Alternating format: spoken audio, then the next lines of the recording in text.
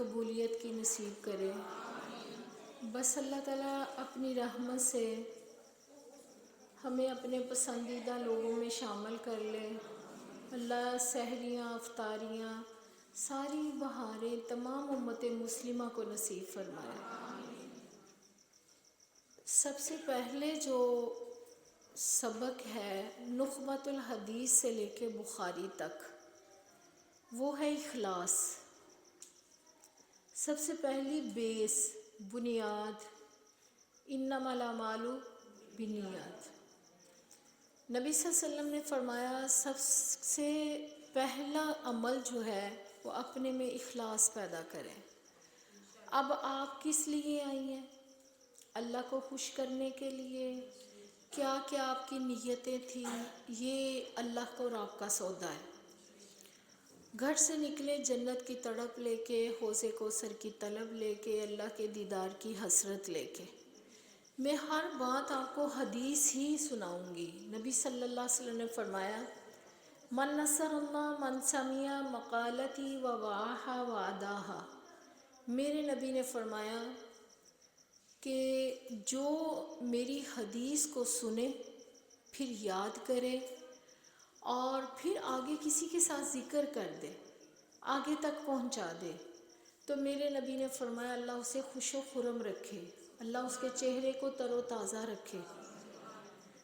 تو ہم نبی صلی اللہ علیہ وسلم کی دعا میں شامل ہو گئے ہیں۔ اللہ تعالیٰ اس سے بڑھ کے اور کیا سعادت ہے؟ کوئی مجھے کہتا ہے باجی دعا کروائیں، باجی مجھے نہ بھولنا، کوئی کسی قاری صاحب کو، کوئی کسی کو، حالانکہ جس کی ماں ہو اسے تو کسی کی ضرورت ہی نہیں کسی سے کہنے کی۔ اور اللہ رب العزت نے نبی صلی اللہ علیہ وسلم کی حدیث کتاب الایمان سے بھی جو شروع ہوتی ہے وہ یہی ہے، عن ابی ہریرہ رضی اللہ عنہ قال قال النبی صلی اللہ علیہ وسلم انما الاعمال بالنیات۔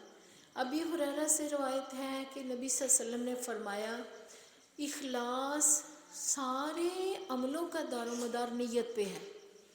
اب نیت ہماری، نبی صلی اللہ علیہ وسلم نے یہ بھی فرمایا کہ جو ہجرت کے لیے نکلتا ہے نا کہ مجھے مال غنیمت ملے، یا کوئی اس نیت سے نکلا کہ مجھے وہاں سے بیوی ملے، تو وہاں سے دنیا کی دولت یا دنیا کی نیت لے کے نکلتا ہے تو اللہ رب العزت اسے وہ دے دیتا ہے۔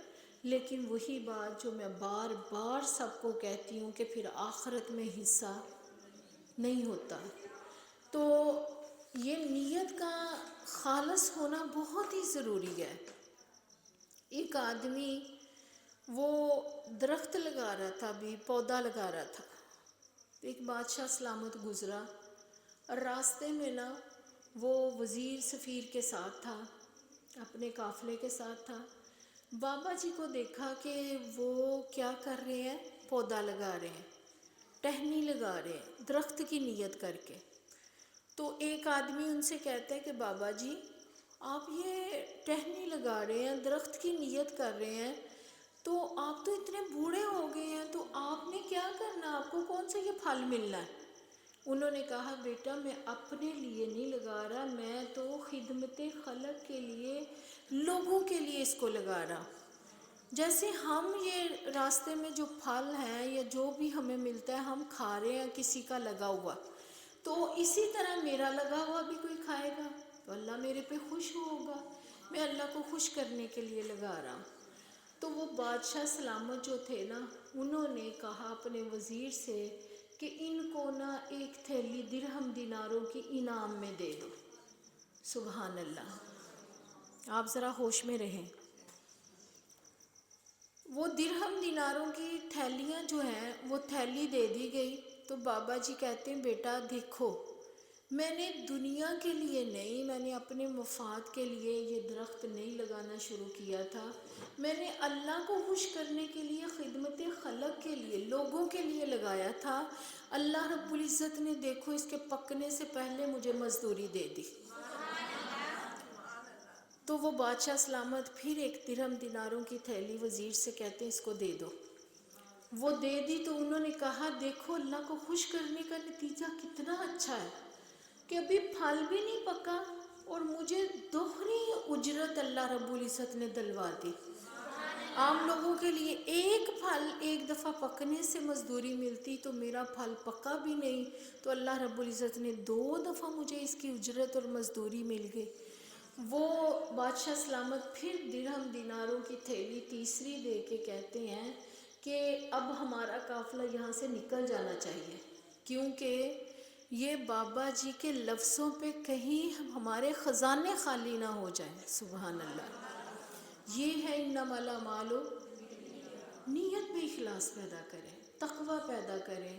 یہ رمضان آئے ہی ہمیں تقوی دینے کے لیے، جیسا کہ آپ نے پرسوں بھی سنا، لعلکم تتقون، متقی بنے، اخلاص اپنے اندر، ایک بس وہی بات کہ اللہ کی رضا، اس کی خوشنودی کے لیے سب کچھ کرنا ہے۔ حضرت موسیٰ علیہ السلام، ان کو ایک آدمی کہتا ہے کہ آپ اللہ سے روز ملتے ہیں، آپ اللہ سے روز ملاقات کرنے جاتی ہیں، تو آپ جب جائیں نا تو اللہ سے میرا پیغام دینا کہ اللہ رب العزت میرے پہ خوش ہو جائے، جب اللہ خوش ہو تو پھر مجھے موت آئے۔ اللہ کی خوشنودی مانگنی ہے۔ اخلاص تو یہی ہے نا کہ ہم اللہ کی رضا رکھیں، ہر عمل میں، ہر صدقے خیرات میں اللہ تعالیٰ سے دعا کریں اللہ ہمیں ریاکاری کے عمل سے بچائے، اللہ ہمیں شہرت کے عمل سے بچائے۔ ریاکاری جو ہے نا وہ سمجھیں کہ شرک کے برابر ہے، جیسے شرک کی معافی نہیں نا، ایسے ہم لوگ چھوٹی چھوٹی بات پہ دکھلاوا، جسے ہم دکھلاوا کہتے ہیں، اس کو ہی ریاکاری کہتے ہیں۔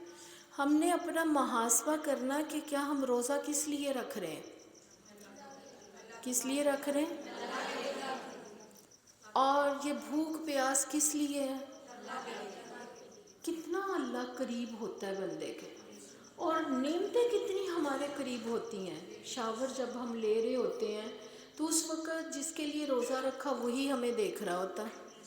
اب کچن میں ہم کھڑے ہیں، بھوک کتنا تنگ کر رہی ہے، کتنا بھی بجے روزہ ہمیں لگ رہا ہے، محسوس پیاس کو بھی کر رہے ہیں، لیکن ساری نعمتوں کے باوجود ہمارے دماغ میں ایک بات ہے کہ ہم نے روزہ کس لیے رکھا، اللہ کے لیے، اللہ کو خوش کرنے کے لیے روزہ رکھتے ہیں۔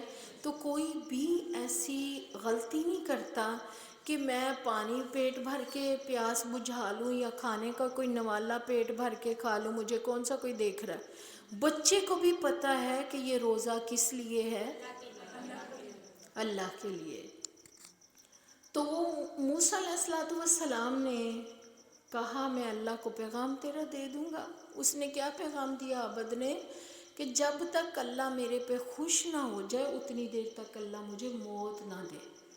اب موسیٰ گئے تو اللہ رب العزت نے موسیٰ سے خود پوچھا، موسیٰ بھول گئے اپنی ہم کلامی میں ہی، اپنی محبت میں ہی، وہ بندے کا میسیج پیغام بھول گئے، تو وہ اللہ رب العزت اس سے کہتے، حالانکہ اللہ کو تو سارا پتہ ہے کہ اس نے کیا میسیج دیا تھا۔ جیسے ماں اپنا چھوٹا سا بچہ بولتا ہے، ابھی وہ ماما ہی کہتا ہے تو گھر کے ہر فرد کی زبان پہ ہوتا ہے کتنا پیارا، بار بار ہم دہراتے ہیں۔ وہ بابا کہتا ہے پہلی دفعہ بچہ، تب بھی ہم بار بار رپیٹ کرتے ہیں۔ جیسے ماں کو خوشی ہوتی ہے، اللہ ماں سے 99%، 70% نہ کہا کرے۔ میں آپ کو بڑی دفعہ بتا چکی ہوں کہ 99% اللہ رحیم و کریم ہے، اور ماں سے 99% محبت کرنے والا ہے۔ تو اللہ خود پوچھتے موسیٰ، میرے بندے نے تجھے میسیج دیا تھا، پیغام دیا تھا؟ موسیٰ فوراً کہتے ہاں ہاں اللہ، مجھے تیرے بندے نے کہا تھا مجھے اتنی دیر تک موت نہ آئے جب تک اللہ میرے پہ خوش نہ ہو جائے۔ ہمیں کبھی ایسا خیال آیا، کبھی ہمیں ایسی سوچ آئی کہ کیا اللہ ہم پہ خوش بھی ہے کہ نہیں، اللہ راضی ہے بھی کہ نہیں؟ آپ 20 دفعہ دن میں کہیں اللہ میں تیرے پہ راضی ہوں، اللہ میں تیرے پہ بہت خوش ہوں۔ آپ 200 دفعہ بھی دن میں کہیں نا تو یہ کم ہے، اللہ ایک دفعہ کہہ دے تو ہماری بات بن جائے گی کہ اللہ ہمیں کہہ دے میں بھی تیرے پہ خوش ہوں۔